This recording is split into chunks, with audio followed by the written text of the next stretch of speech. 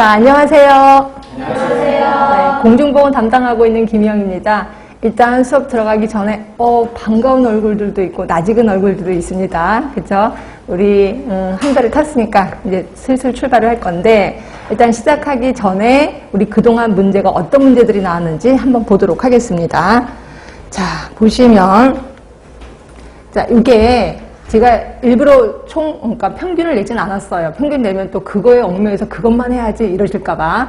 그래서 2018년부터 최근에 2022년까지 나왔던 문제들을 좀 봤는데, 자, 흐름을 잠깐만 보시면요. 흐름이 그렇게 어떤, 그게 없어요. 규칙이 없어요. 그러니까 여러분들이 어떤 게 대부분 많이 나왔는지 그걸 좀 보시면 되는데, 일단 개념 부분을 보시면 이게 맨 처음에 하나 했다가 5개 조금 줄긴 줄었어요. 2022년에.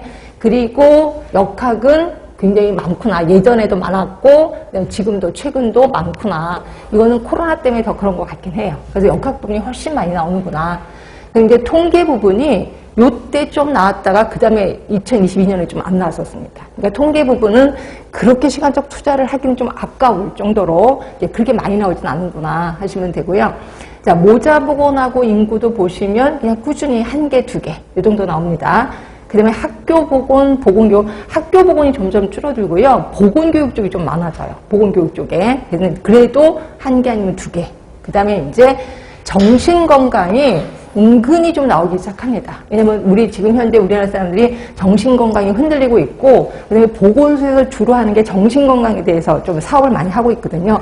그래서 그런지 정신건강 문제가 그렇다고 많이 나오는 건 아니야. 한 문제인데 예전에 이렇게 띄엄띄엄 나왔다가 이제는 좀 자주 나온다 이렇게 보시면 돼요. 그 다음에 산업보건도 꾸준히 나옵니다. 뭐 한때는 3개 정도 나왔지만 그래도 1개 정도는 꾸준히 나오는구나 하시면 되고요. 자, 아까 역학이 제일 많이 나온다 그랬습니다. 역학 다음으로 많이 나오는 게 환경보건이라고 보시면 돼요. 환경보건. 그래서 4개, 3개. 한때는 뭐 2개긴 하지만 대부분 3개 이상이구나 이렇게 생각하시면 돼요.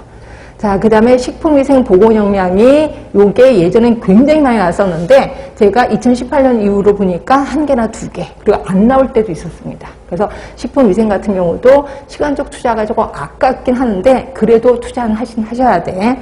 그 다음에 위생해충, 기생충 관리가 진짜 안 나오긴 하더라고요. 근데 여기 지방에서는 좀 나오는 편입니다. 근데 서울가 이건 지금 공개된 문제만 지금 제시를 한 거기 때문에 공개된 문제에서는 위생해충이나 기생충 관리는 거의 없었다. 이렇게 보시면 되고요. 자, 아까 제가 역학이 1위라 그랬고 환경이 2위라고 했잖아요. 근데 똑같이 2위를 차지하고 있는 게 보건행정. 그래서 한때는 이게 공중보건 문제야, 보건행정 문제야 이게 헷갈릴 정도로 문제가 되게 많이 나왔었다가 보면 2개, 3개, 뭐 한때 4개 정도까지도 많이 나왔거든요. 그래서 보건행정은 특히 여러분들이 제가 공중보건만 하는 사람입니다 라고 했을 때 보건행정 되게 힘들어해요. 그럼에도 불구하고 이건 좀 시간적인 투자를 좀 해야 된다라고 생각하시면 돼요. 그래서 이쪽 부분도 제가 투자를 할 건데, 자, 그럼 어떤 문제들이 나왔는지 잠깐만 보도록 하겠습니다. 자, 개념 부분에서는 당연히 발달사, 역사 부분이 좀 많이 나오고요. 그 다음에 공중보건의 개념, 윈슬로우 교수. 뭐 당연히 유명하니까 나왔겠구나. 그리고 이분만큼 유명하신 분이 라논드라는 사람이에요. 그래서 라논드 오늘 배우실 겁니다. 이 부분도 좀 기억해 주시고. 그 다음에 또 삼총사라고 생각하시면 돼.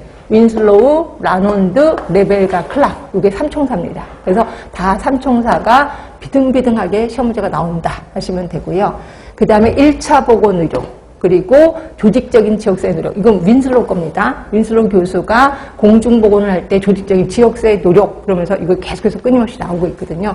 이런 것들이 좀 나오고, 그 다음에 이론으로는 건강 믿음 모형. 여기 좀 많이 나오더라고요. 그래서 요거는 머릿속에 좀 각인을 하는 게 좋겠다 하시면 되고, 그 다음에 요즘 슬슬 올라가는 문제 중에 하나가 생태학적 보건사업 접근 방법. 요 부분이 좀 나오기 시작합니다. 그 다음에 라노도 또 나왔고 체드윅이라는 사람도 좀 기억을 해두시면 되고, 그 다음에 프리시드, 프로시드 모형 이것도 좀 자주 나와요. 좀 모형이 좀 어렵거든요. 근데 그런데도 불구하고 저는 이걸 좀 머릿속에 각인하라라고 얘기하고 있고, 스와트 분석 들어는 보셨을 겁니다. 이것도 좀 자주 나오고, 그 다음에 굉장히 유명한 헬스 플랜 2030 국민건강증진종합계 들어는 보셨을 겁니다. 근데 이 부분이 시험 문제 자주 나올 수밖에 없다 하시면 되고, 자, 그 다음 역학 부분은 좀 많이 나옵니다. 그러니까 역학 부분은 안 나오는 쪽이 없다고 생각하시면 돼요. 다 나옵니다, 그냥.